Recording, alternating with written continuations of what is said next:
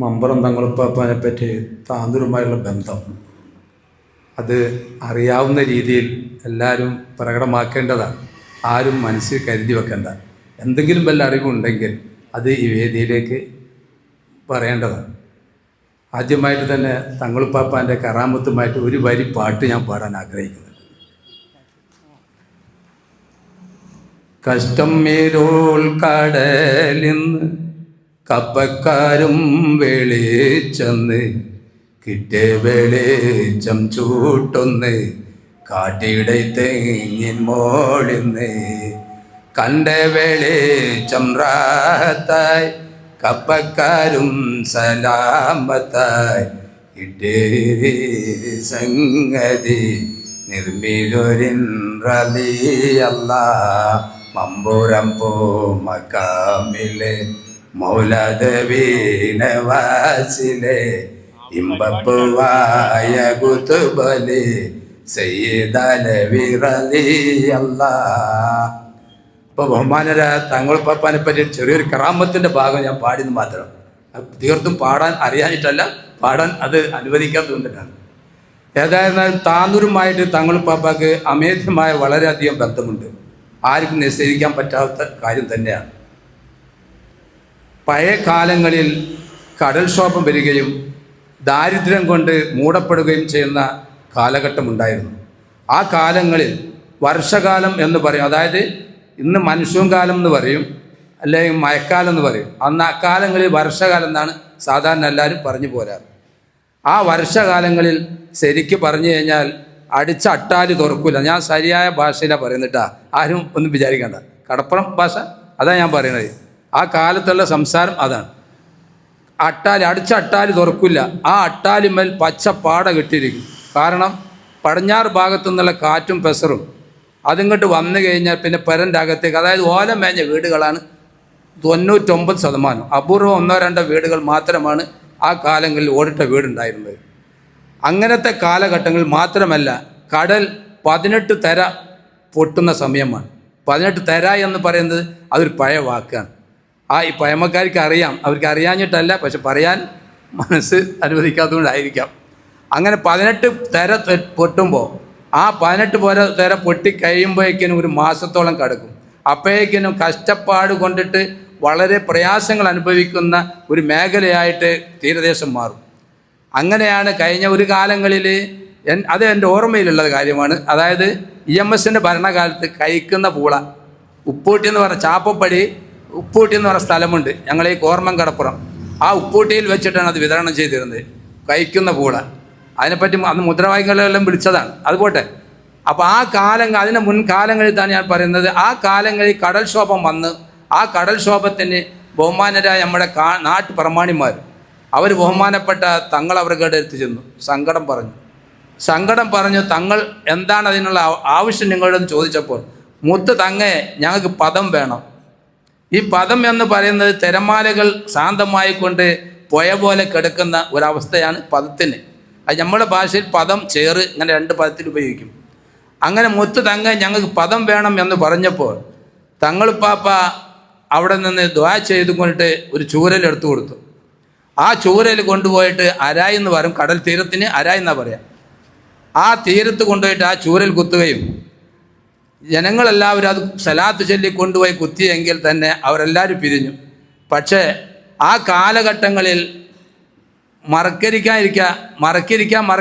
എന്ന് പറയും. അതായത് വെളിക്കിറങ്ങൽ തീരദേശത്തുള്ള തീരമേഖലയിലാണ്.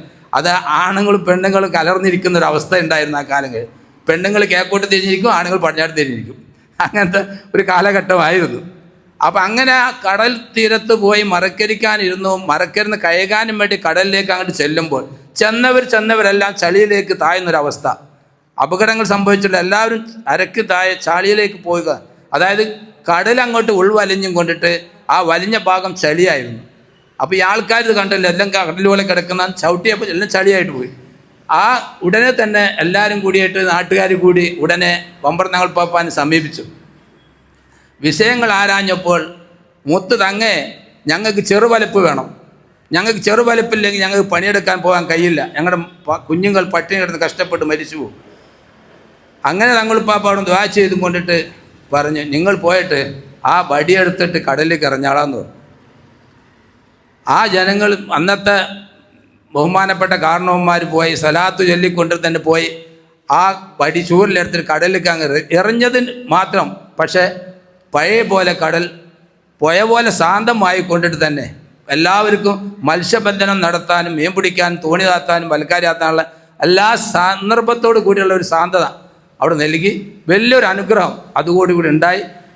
അങ്ങനെ നമ്മൾ പഴയ കാലങ്ങളിൽ ഓർമ്മ വരുന്നത് തങ്ങളുപ്പാപ്പയുമായിട്ട് താന്നൂരിന് അന്ന് തൊട്ടുണ്ടായതാണ് ഈ തീരദേശം ഏറ്റവും വലിയ ബന്ധം. ആ ബന്ധം ഇന്നേ വരെ കാത്തു സൂക്ഷിച്ചു കൊണ്ടിട്ട് തലമുറകൾ കൊണ്ട് നടക്കുന്നുമുണ്ട്. പിന്നെ തങ്ങളുപ്പാപ്പാനെ സംബന്ധിച്ചിടത്തോളം താന്നൂരുമായിട്ട് ഒരുപാട് ബന്ധങ്ങൾ തന്നെയാണ്, അത് ആർക്കും സംശയമില്ല. ഇപ്പോൾ ഉസ്താദ് നേരത്തെ പറഞ്ഞു കല്ലിൻ്റെ കാര്യം. ആ കാലങ്ങളിൽ പുഴയിൽ കൂടിയിട്ട് സഞ്ചാരമുള്ള കാലങ്ങളാണ്. പുഴയിൽ കൂടിയിട്ട് മഞ്ചി കുത്തി വരും, കടുവ് മഞ്ചി. ആ മഞ്ചിയിൽ പല ചരക്കുകളും ഉണ്ടാവും. ഈ ചട്ടിയും പാത്രം മറ്റുള്ള ഉപയോഗ സാധനങ്ങളെല്ലാം പുഴയിൽ കൂടി വന്നിട്ട് ആ വിൽപ്പന നടത്തുക. അന്ന് ഇത്തരം കടകളും മറ്റും ഇല്ലാത്തൊരു കാലഘട്ടമാണ്. ആ വിൽപ്പന നടത്തുന്ന അതേ സാഹചര്യം തന്നെയാണ് ഈ വടക്കേപ്പള്ളി. സാധാ പഴയ കാലം ഞങ്ങൾ കുട്ടികളാകുമ്പോൾ പറയല് മമ്പർത്തപ്പാൻ്റെ പള്ളി എന്നാണ് പറയുക. മമ്പർ തങ്ങൾപ്പാപ്പാൻ്റെ പള്ളി എന്നാണ് ഈ പള്ളിനെ പറയല്. വടക്കേപ്പള്ളി നിന്ന് ഇടക്കാലത്ത് വന്നതാണ്. ആ സാഹചര്യത്തിൽ പള്ളി നിർമ്മാണം നടന്നുകൊണ്ടിരിക്കുന്ന സമയത്താണ് മമ്പർ തങ്ങൾപ്പാപ്പ അവിടുന്ന് ഒരു ഔദ് കൊടുത്തയക്കുന്നത്. ഒറ്റ കല്ല് കൊണ്ട് നിർമ്മിക്കപ്പെട്ടത്, ജോയിൻ്റ് ഒന്നും ഇല്ലാത്തൊരു കല്ല്, ഒറ്റ കല്ല് കൊണ്ട് നിർമ്മിക്കപ്പെട്ട ഒരു കല്ല് ആ മഞ്ചിയിലാക്കിയിട്ടാണ് കൊടുത്തിരിക്കുന്നത്. കൊടുത്ത് അതേ ദിവസം ഇവിടെ എത്തിക്കഴിഞ്ഞപ്പോൾ, അതായത് ഒന്നാമത്തെ തങ്ങളുപ്പാപ്പാൻ്റെ കറാമത്ത് ജനങ്ങളിൽ എത്തിക്കലാണ് അതിൻ്റെ ലക്ഷ്യം എന്നാണ് അത് മനസ്സിലാക്കപ്പെട്ടത്. കാരണം പള്ളിൻ്റെ നേരെ എത്തി, ബംഗളായത്തോടുന്ന എന്തായാലും പേരെന്ന് പറയുന്നത്, അവിടെ എത്തി മഞ്ചിൽ നിന്നിട്ട് കല്ല് മറിഞ്ഞു. പിന്നെ കേട്ടത് ആന പോലും വന്നിട്ട് കല്ല് പൊന്തിയില്ല എന്നാണ്. ബഹുമാനപ്പെട്ട തങ്ങളുപ്പാപ്പാൻ്റെ അടുത്ത് പോയി വിഷയങ്ങൾ പറഞ്ഞു. തങ്ങളുപ്പാപ്പ അവിടെ നിന്ന് ഒരു സാള് കൊടുക്കുകയും ആ സാള് കാണിച്ചു കൊണ്ടിട്ട് കല്ല് ഓട്ടോമാറ്റിക്കായിട്ട് പൊന്തിന്ന കല്ല് നിശ്ചിത സ്ഥാനത്തേക്ക് വരും ചെയ്തു. ജനങ്ങളുടെ സപ്പോർട്ട് പ്രകാരം തന്നെ വന്നു. അത്തരം കറാമത്തുകൾ ഉടയവരാണ് ബഹുമാന്യരായ മമ്പറം സൈദലി തങ്ങളുപ്പാപ്പ. മാത്രമല്ല നമ്മുടെ കാലങ്ങളിൽ കടൽക്ഷോഭം വന്നു കഴിഞ്ഞാൽ പല അപകടങ്ങൾ സംഭവിക്കാറുണ്ട്. ഈ അപകടങ്ങൾ ഇല്ലാതിരിക്കുമ്പോൾ ചെയ്യുന്നതിന് തങ്ങൾപ്പാപ്പാൻ്റെ കാലശേഷമുള്ള കാര്യം ഞാൻ പറയുന്നത്, തങ്ങൾപ്പാപ്പാൻ്റെ കാലത്തുള്ളതല്ല. തങ്ങൾപ്പാപ്പാൻ്റെ കാലത്തുള്ള ഒട്ടന്നെ ഇത് പറയണം. ചെറുപ്പടയെ സംബന്ധിച്ചിടത്തോളം നമുക്ക് എല്ലാവർക്കും അറിയുന്നതാണ് ചെറുപ്പട എന്ന് പറഞ്ഞാൽ വെറും കുറഞ്ഞ ആൾക്കാർ മാത്രം യുദ്ധത്തിന് പോയതാണ്. തങ്ങൾപ്പാപ്പ മാറാലടിക്കുന്നതാണ് കേട്ടത്. അത് പാട്ടൊക്കെ ഉണ്ടായി നമ്മൾ നഷ്ടപ്പെട്ടു പോയി. തങ്ങൾപ്പാപ്പ മാറാലടിക്കുമ്പോഴാണ് ശത്രുക്കൾ തല വീഴുന്നത്. എങ്ങനെയോ ഗവേഷണം നോക്കിക്കൊണ്ടിട്ടാണ് തങ്ങൾപ്പാപ്പാൻ്റെ കാലക്കെ വന്ന് സങ്കടപ്പെട്ട് യുദ്ധം നിർത്തുന്നത്. അങ്ങനെയൊക്കെ കറാമത്തുകൾ കാട്ടിയ മഹാനവറുകളാണ്. താന്നൂരിലെ സംബന്ധിച്ചിടത്താണ് കടൽക്ഷോഭം വരികയും കടൽ അപാരമായ സ്ട്രോങ്ങിൽ തിരമാലകൾ പൊട്ടിപ്പുറപ്പെടുന്ന സമയത്ത് നാട്ടുകാർ കൂടും. അത് സ്ഥിരമായിട്ട് ഞങ്ങളുടെ 3 മഹലിലാണ് സ്ഥിരമായിട്ട് അക്കാലം മുതൽ കാലം വരെ പോകുന്നത്. താന്നൂർ പണ്ടാരക്കടപ്പുറം, അതുപോലെ കോർമ്മന്തല, എളാരം കടപ്പുറം, ഈ 3 മഹലിൽ കൂടിയിട്ടാണ് സാധാരണ പോക്ക്. ഇപ്പോഴാണ് മഹലുകൾ കുറേ അങ്ങോട്ടും വന്നത്. അങ്ങനെ പോയി അവിടെ പോയിട്ട് അവിടെ നിന്നൊരു കൊടി കൊണ്ടാക്കും, 3 കൊടി വാങ്ങും. ഈ 3 കൊടി 3 മഹലിലും ഉത്തരവാദിത്തപ്പെട്ട മേഖലയിൽ കുത്തിവെക്കും.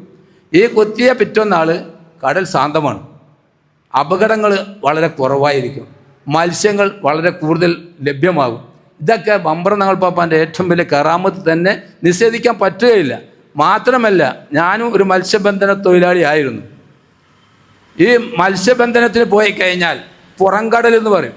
പുറംകടൽ അതായത് ഇവിടെ തിരമാല ഇവിടെ ഒടിയണ പോലെ തന്നെ ആ കടലിലേക്ക് നല്ല തിരമാലകൾ വീഴുന്ന സമയമുണ്ട്. ഈ കാലഘട്ടമാണത്. അങ്ങനെ പോയി കഴിഞ്ഞാൽ നമ്മളിങ്ങനെ തണ്ട് വലിച്ചു പോകുന്ന സമയമാണ്. വലിച്ചു പോകുമ്പോൾ ചുക്കാൻകാരനേക്ക് ഉണ്ട് ഒരു പണി, കാക്ക എന്ന് പറഞ്ഞിട്ടൊരു അടി ചുക്കാനുണ്ട്. എന്താണ് സംഭവം? കടൽ വളരെ ഉയരത്തിലേക്ക് തോണിയിലേക്ക് കുത്താൻ വരുന്ന സമയമാണ്. അപ്പം അവിടെ വിളിക്കുന്നത് മമ്പറം തങ്ങൾപ്പാപ്പാനെ അല്ലെങ്കിൽ മുഹിയുദ്ദീൻ സേഹനെ. ആ വിളിയോടുകൂടി ആ കടൽ താന്നു പോകും. ആ കടൽ തോണിയിൽ കുത്തിക്കഴിഞ്ഞാൽ ചളീൻ്റെ അകത്താണ്, എത്ര ആയക്കടലായിരിക്കും, ചളീൻ്റെ അകത്താണ് ഈ തോണിയും ആളും എത്തിപ്പെടുക. പിന്നെ ചിലപ്പോൾ ജീവൻ കിട്ടി, അല്ലെങ്കിൽ അപകടത്തിൽ തന്നെ ആവും. അത്രയും ഗൗരവപ്പെട്ട മേഖലയിൽ ഇവരെ വിളിച്ചാൽ അപ്പം ഹാജരാകുന്ന ഒരു സംവിധാനം ഉണ്ട്. അത് ആർക്കും നിഷേധിക്കാൻ കഴിയില്ല. നിഷേധിക്കുന്നവരുണ്ട്, പക്ഷെ അവരെല്ലാവരും തന്നെ ഈ സന്ദർഭത്തിൽ അവർ വിളിച്ച ചരിത്രം തന്നെ തെളിയിക്കപ്പെട്ടിരുന്നത്. എൻ്റെ കൂടെ തോണിക്കയറി ഒരു മുജാഹിദിൻ്റെ ഒരു പ്രവർത്തനം ഉണ്ടായിരുന്നു. കടൽ ഇതേപോലെ വരുന്നു. ഞാൻ ബദരീങ്ങളെ കാക്കുമെന്ന് പറയുമ്പോൾ അയാൾ ചിരിച്ചാൽ കടൽ കൊള്ളും 12 ദിവസമേ കാക്കുന്ന പറഞ്ഞ്. അങ്ങനത്തെ ചരിത്രങ്ങൾ നമുക്കെല്ലാം അനുഭവങ്ങളുള്ളതാണ്. അപ്പം മമ്പ്രത്തങ്ങൾ പാപ്പയും താനൂരുമായിട്ട് ഒരുപാട് ബന്ധങ്ങളുണ്ട്. പിന്നെ കൂടുതൽ ഇപ്പം പറഞ്ഞ് ഇതാണ്ട കാര്യമില്ലല്ലോ.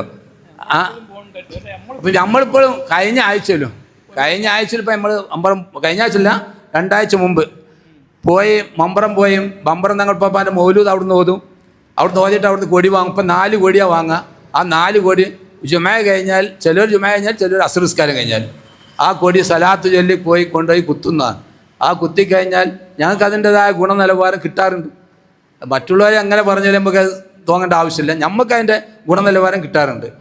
അതുപോലെ തന്നെ പാണക്കാടും ഞങ്ങൾ പോകുന്നുണ്ട്. പാണക്കാട് സാദിഖ് അലി ശിഹാബ് തങ്ങൾ നാളെ വൈകുന്നേരം ഇതേ സമയത്ത് ആർബലിൽ വന്ന് ദുആ ചെയ്യാൻ. കൊടി അവിടെ കുത്തിക്കഴിഞ്ഞാൽ മൂപ്പരെ ഡേറ്റ് കിട്ടുക. ആ ഡേറ്റ് പ്രകാരം അത് പൂക്കോയ തങ്ങൾ മുതൽക്ക് മുഹമ്മദ് ശിഹാബ് തങ്ങൾ മുതൽക്ക് ഹൈദർ ശിഹാബ് തങ്ങൾ മുതൽക്ക് എല്ലാവരും ഈ പദ്ധതിയിൽ പങ്കെടുത്തവരാണ്. ഈ കൊല്ലം ഒരു വർഷത്തിലൊരിക്കൽ അവർ താന്നൂർ കടപ്പുറത്ത് വന്നിട്ട് ദുആ ചെയ്തിട്ടാണ് പോകുക. അതിൻ്റെ ഗുണഫലം നമുക്ക് കിട്ടാറുണ്ട്. നമ്മളിവിടെ താഹപ്പള്ളിയും പണ്ടാരക്കടപ്പുറം താഹപ്പള്ളിയിൽ ഞാൻ മെമ്പറായിക്കൊണ്ടിരിക്കുമ്പോൾ ഉണ്ടാക്കിയത് റോഡാണ്. കടൽ പിടിച്ചിട്ട് മൊത്തം അങ്ങോട്ട് പോയി. ഉസ്താദൊക്കെ ഓർമ്മയില്ല. എല്ലാവരും അവിടെ സന്ദർശിക്കാത്ത സമസ്തൻ്റെയോ മറ്റ് ലീഗിൻ്റെ ഒരു നേതാക്കന്മാരില്ല. എല്ലാ രാഷ്ട്രീയക്കാരും അതായത് അത്രയും കടൽ പിടിച്ചിട്ട് എത്ര വീടുകൾ നഷ്ടപ്പെട്ടു. ആ കാലഘട്ടത്തിൽ പോയിട്ട് ബഹുമാനപ്പെട്ട തങ്ങൾ ചെയ്തത് ഒരു 2 പഴമാണ് മന്ത്രിച്ച് കൊടുത്തത്. ആ 2 പഴം മന്ത്രിച്ച് കൊടുക്കുമ്പോൾ തന്നെ ഹൈദരലി തങ്ങളാണത്.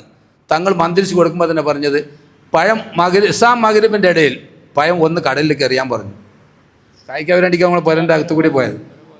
ആ പഴം കടലിൽ എറിയുമ്പോൾ തങ്ങൾ പറയുന്ന നിർദ്ദേശം ആ പഴം എറിഞ്ഞു കഴിഞ്ഞാൽ ഭയപ്പെടേണ്ട, കടൽ അതിയായ ശോഭ ഉണ്ടാവുമെന്നാണ് പറയും. തങ്ങൾ തുറന്ന് പറയാം. അതായത് തങ്ങൾക്ക് അവിടെ ഒരു പ്രത്യേക റൂമുണ്ട്. ആ റൂമിൽ കയറിയിട്ട് കുറേ കഴിഞ്ഞാൽ തങ്ങൾ ഈ പഴമായിട്ട് ഇറങ്ങി വരുന്നത്. അവിടെ നിന്ന് വന്നിട്ട് പറയണത് ഈ പഴം ഒന്നെറിഞ്ഞു കഴിഞ്ഞാൽ കടലിൻ്റെ ശോഭ അത് ഭയങ്കരമായിരിക്കും, ഭയപ്പെടേണ്ട. കുറേ കഴിഞ്ഞ് പിറ്റന്നാൾ പറഞ്ഞപ്പോൾ ആ പഴം അതേ മഗ്രിബിൻ്റെ മഗ്രിബിൻ്റെ ഇടയിൽ ആ പഴം വീണ്ടും തിരിച്ചറിയാൻ പറഞ്ഞു. അതോട് കടൽ ശാന്തമായി. ഇന്ന് വരെ ആ ഭാഗത്ത് കടൽ ഇങ്ങോട്ട് അടുത്തിട്ടില്ല.